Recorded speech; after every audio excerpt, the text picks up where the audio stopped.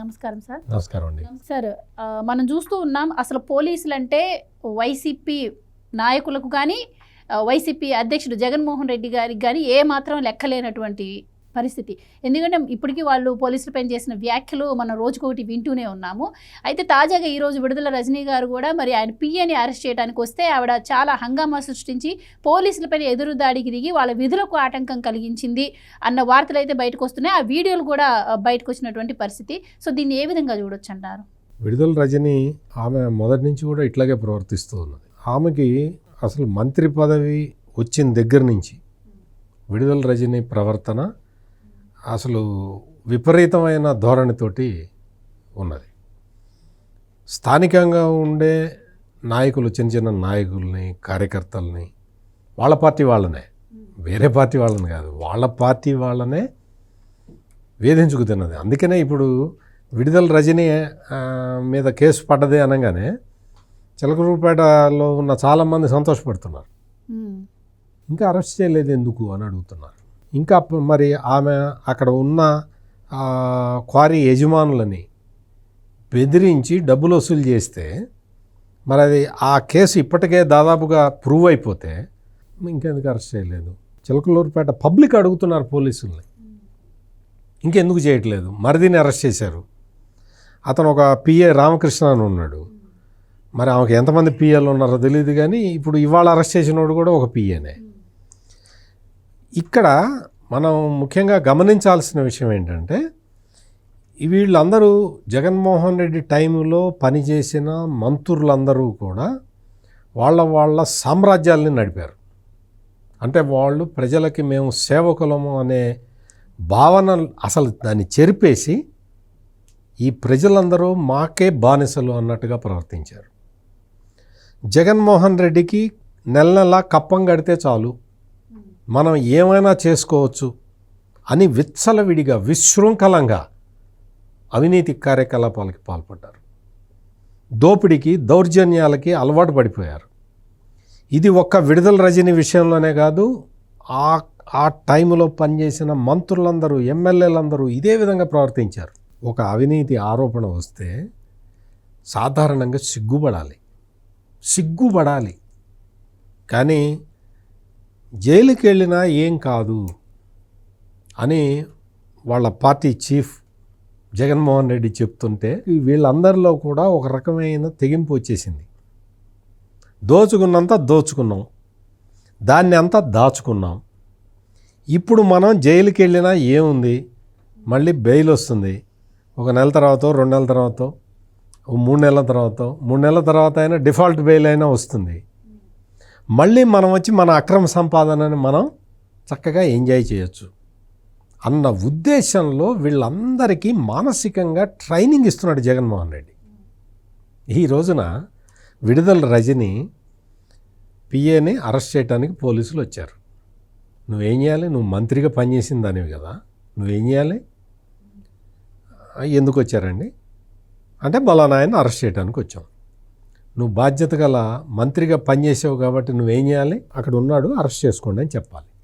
అతను అడగాలి, సార్ నన్ను ఏ కేసు మీద అరెస్ట్ చేస్తున్నారని అతను అడగాలి. నువ్వెవరు అడగటానికి?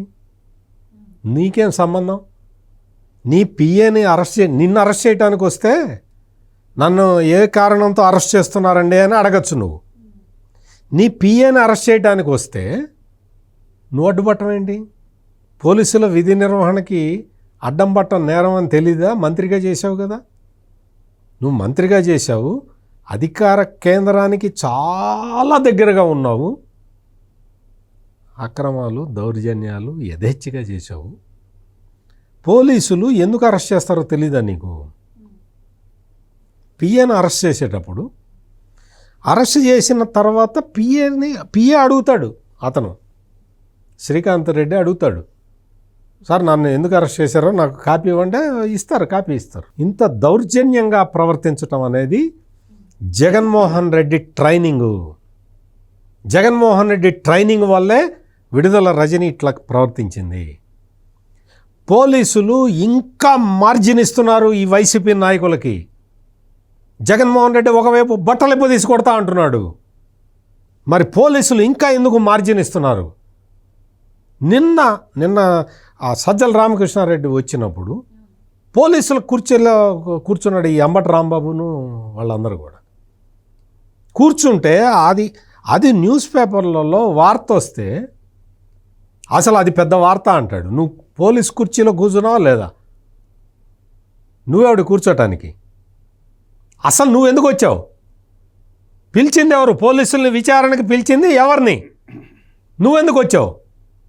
నువ్వు వచ్చి అక్కడ దౌర్జన్యంగా అక్కడ కూర్చోవటమే కాకుండా మా లీడర్ కాబట్టి మేము వస్తామండి. ఆ లీడర్ కొడుకో కూతురు పెళ్ళి అయితే వెళ్ళు. ఆ లీడర్ని పోలీసులు వచ్చి మీకు క్వశ్చన్ చేయడానికి రమ్మంటే నువ్వెందుకు వచ్చావు? ఎవరు రావాలి? అడ్వకేట్ రావాలి. మీరందరూ మొత్తం అందరూ భూమి కట్టుకుని ఈ విడుదల రజని కూడా వచ్చింది.